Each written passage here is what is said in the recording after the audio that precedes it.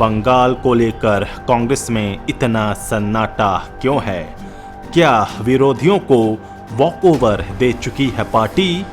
पहले चरण में प्रचार से अलग रहा आलाकमान।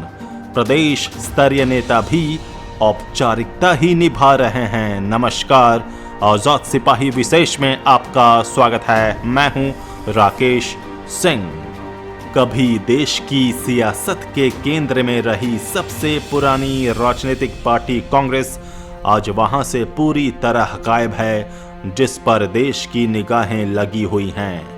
हम बात कर रहे हैं पश्चिम बंगाल विधानसभा चुनाव की, जहां की 92 सीटों पर अपना उम्मीदवार उतारने वाली कांग्रेस चुनाव प्रचार अभियान में कहीं नजर नहीं आ रही है। पार्टी आलाकमान या केंद्रीय स्तर का कोई भी नेता पहले चरण के चुनाव प्रचार के लिए एक बार भी बंगाल की यात्रा पर नहीं आया। इतना ही नहीं, पार्टी नेतृत्व ने प्रदेश स्तरीय नेताओं पर प्रचार अभियान की जिम्मेदारी सौंपकर अपना पल्ला पूरी तरह से झाड़ लिया है।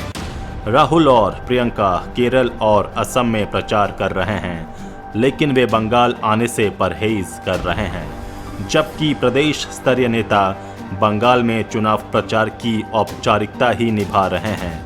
ये देश की राजनीति में कांग्रेस के हाशिए पर चले जाने का सबसे बड़ा सबूत है। कांग्रेस अध्यक्ष सोनिया गांधी, युवराज राहुल गांधी और प्रियंका गांधी की बंगाल चुनाव प्रचार अभियान से गैर मौजूदगी को राजनीतिक हलकों में अलग अलग तरीके से लिया जा रहा है। कुछ लोगों का कहना है कि कांग्रेस ने बंगाल चुनाव में तृणमूल कांग्रेस और भाजपा को पूरी तरह वॉकओवर दे दिया है, क्योंकि उसे पता है कि वो इस लड़ाई में कहीं नहीं है। आखिर बंगाल चुनाव के प्रति कांग्रेस नेतृत्व की इस उदासीनता के क्या निहितार्थ हैं?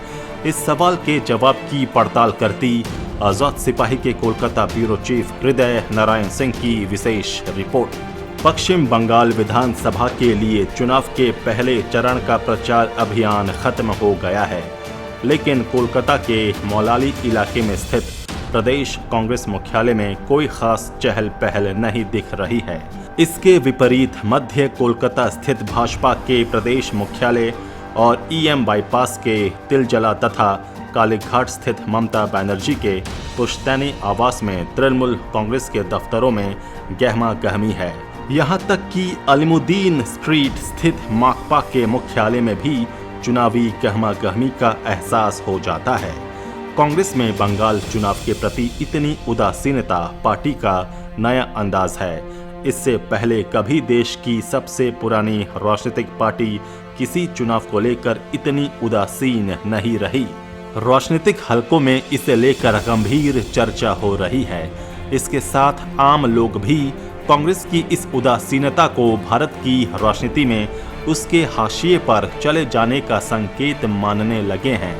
बंगाल को लेकर कांग्रेस की इस उदासीनता का आलम यह है कि पार्टी का कोई भी केंद्रीय नेता पहले चरण के चुनाव के लिए प्रचार करने नहीं आया। पार्टी अध्यक्ष सोनिया गांधी तो किसी राज्य में नहीं गईं, लेकिन राहुल गांधी और प्रियंका ने पड़ोसी राज्य असम में जमकर प्रचार किया, पर उन्होंने बंगाल आने की जरूरत नहीं समझी। पार्टी के केंद्रीय नेताओं की फौज को भी चुनाव प्रचार से दूर ही रखा गया है। कांग्रेस की इस उदासीनता के दो ही मतलब निकाले जा सकते हैं। पहला तो ये कि पार्टी मान चुकी है कि बंगाल में उसे कुछ भी हासिल नहीं होने वाला है और उसने तृणमूल कांग्रेस और भाजपा को वॉकओवर दे दिया है।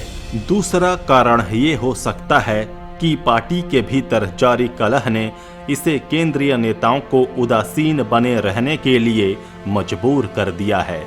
जहां तक पहले कारण का सवाल है, तो ये तो स्पष्ट है कि कांग्रेस इस चुनाव में कहीं नहीं है। उसने माकपा और आईएसएफ के साथ गठबंधन जरूर किया हुआ है और 92 सीटों पर उम्मीदवार उतारे हैं, लेकिन मुख्य संघर्ष में कांग्रेस अधिकांश सीटों पर दिखाई भी नहीं देती।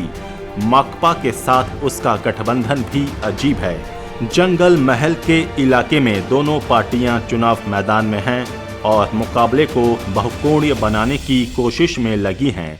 जबकि राज्य के दूसरे इलाके में दोनों दल साथ मिलकर चुनाव लड़ रहे हैं।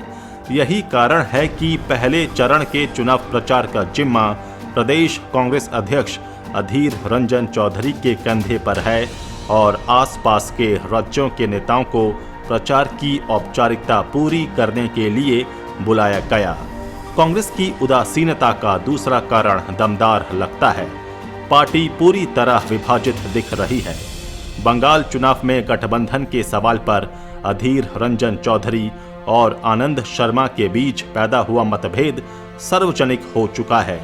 इसलिए पार्टी का केंद्रीय नेतृत्व सब कुछ अधीर रंजन चौधरी पर छोड़कर नतीजे का इंतजार कर रहा है।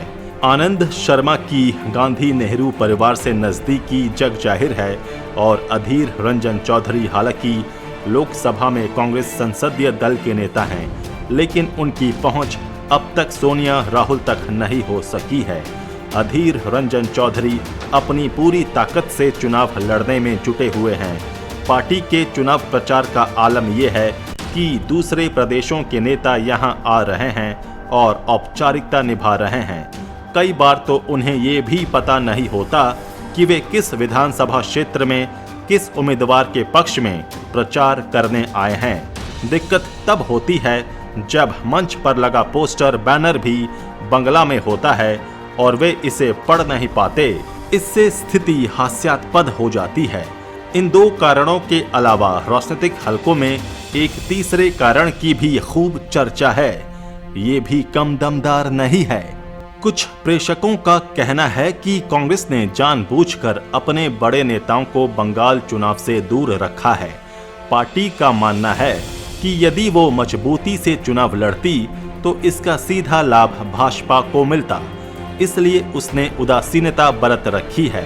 पार्टी ने उन सीटों पर अपेक्षाकृत कमजोर प्रत्याशी उतारा है जहां तृणमूल और भाजपा में बराबरी का मुकाबला है। पार्टी मानती है कि उसके वोटर भाजपा की बजाय तृणमूल कांग्रेस को समर्थन देंगे। हालांकि प्रेक्षक ये भी कहते हैं कि कांग्रेस का ये आकलन गलत है, क्योंकि लोकसभा के पिछले चुनाव में उसके वोटर एक मुश्त भाजपा के पाले में चले गए थे। कारण चाहे जो हो, लेकिन कभी अपने गढ़ रहे बंगाल में कांग्रेस की उदासीनता के गहरे मायने निकाले जा रहे हैं।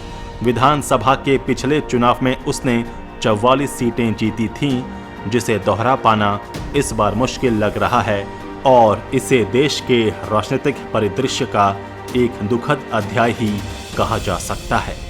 आजाद सिपाही के विशेष में अभी इतना ही। खबरों की और भी अधिक जानकारी के लिए आप पढ़ते रहिए अपना लोकप्रिय दैनिक अखबार आजाद सिपाही। आप हमारे इस YouTube चैनल को जरूर सब्सक्राइब करें। आप हमारे Facebook पेज को भी जरूर लाइक करें। जुड़े रहिए आजाद सिपाही के साथ। धन्यवाद।